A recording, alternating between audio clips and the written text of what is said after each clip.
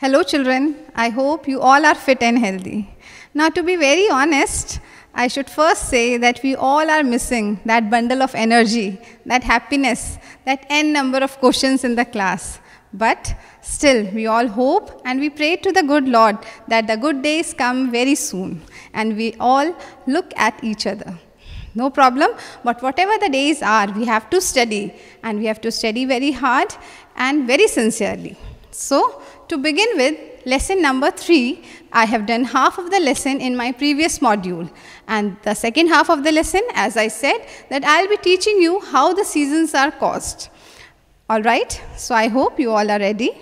So as I said, as you can see it on the board also, that the earth is revolving around the sun. And this movement of the earth, when the earth is taking round of the sun, is called revolution. And how much time does the earth take to complete one revolution? It is 365 1 by 4 days. And this 365 1 by 4 days is known as solar year. Now you see children that we have 8 planets: Mercury, Venus, Earth, Mars, Jupiter, Saturn, Uranus and Neptune. And all the different planets are moving in their own respective orbits. So which is the nearest planet? Mercury. That means the orbit of Mercury is little smaller than the Earth as compared to the Earth. And the orbit of Jupiter would be much bigger than the Earth. So the time taken by Mercury is less than 365 1 by 4 days, and the time taken by Jupiter would be much more. So just to tell you that Venus takes approximately 224 days to complete one round of the sun, whereas Jupiter takes more than 11 years, approximately 11 years to complete one round of the sun. Isn't it very amazing? Alright. Now, when we say 365 1 by 4 days, but in the calendar we have only 365 days. So, where is this 1/4? When we see that this 1/4 plus 1/4 plus 1/4 and 1/4, if you add them, it is 4 by 4, that is 1 day. That means every 4th year, the calendar is increased by 1 day and the year becomes 366 days. And that 1 day is added in the month of February. And February has 29 days. And that year is known as a leap year. Now, if you want to know which all year are the leap years, you have to just see that year, and if it is divisible by 4, that is a leap year. So children, now the most important effect of revolution is that it causes seasons. How many seasons do you know? There are 4 seasons: summer season, winter season, spring season and autumn season. Now, seasons are actually caused due to 2 factors. One, which we are seeing, that the earth is revolving around the sun. And the second one, that the earth is tilted or bent at an angle of 23.5 degrees. If I have already told you that if I draw a vertical line, this angle is 23.5 degrees. But if I make a plane, here, that means according to the plane of the orbit, the earth is tilted at an 66.5 degrees. Okay, so that means that when one part of the earth is leaning towards the sun, that part will have summer, and the part which is leaning far away from the sun will have winter season. So children, as I said in my previous module, that you will be learning about 2 new terms of phenomenon called equinox and solstice in this chapter. So let's learn about them. So you can see that the earth is revolving around the sun in a fixed path called orbit.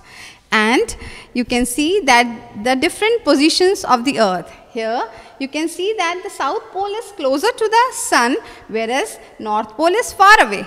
Now here you can see that the sun rays are falling directly overhead the equator. Now in this picture you can see that the north pole comes closer to the sun, whereas south pole is far away from the sun. And again, in this picture, the sun rays are falling directly overhead the equator.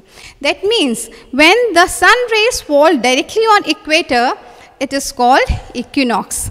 But actually it means that when the whole world, throughout the world, when there is 12 hours of day and 12 hours of night, it is called equinox. And the two dates, that is 21st March, we experience the spring equinox or vernal equinox.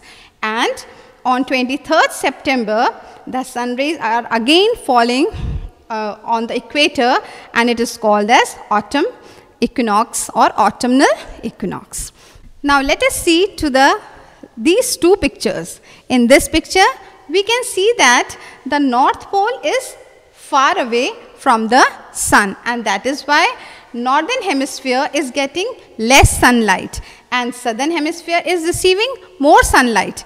And that is why Northern Hemisphere will have winter season, and 22nd December will be the day when we experience winter solstice. That means here the nights will be very long and the days would be short. Now let us come to this picture. We will see that, I hope you all can see this diagram. You can see this pole is closer to the sun. That means the Northern Hemisphere is receiving more sunlight as compared to the Southern Hemisphere, because Southern Hemisphere is far away from the sun. And that is why here we experience on 21st June the summer solstice, which means on 21st June the days would be longer as compared to the nights. So children, I hope you all have understood the chapter. So let's do a small recap of this lesson. You have learned about the two movements of the earth, rotation and revolution. Rotation causes day and night, and revolution causes seasons. The two main reasons for the different seasons are, first, the revolution of the earth, that is the earth moving around the sun, and the bent axis or the tilted axis of the earth. Okay. Now we have also learned about the word equinox. Equinox means when the whole world experiences 12 hours of day and 12 hours of night. That means equal hours of day and equal hours of night. This term is known as equinox. And we experience spring equinox on 21st March and autumnal equinox on 23rd September. We have also learned about that how when one pole is leaning towards the sun, the other pole is leaning far away from the sun. And the pole and the hemisphere which is towards the sun will have summer season, and the hemisphere which is far away from the sun will have winter season. So we have also understood, children, that 22nd December is the date when the Northern Hemisphere experiences the winter solstice, and 21st June is the day when the Northern Hemisphere experiences the summer solstice. Thank you, children. Have a nice day.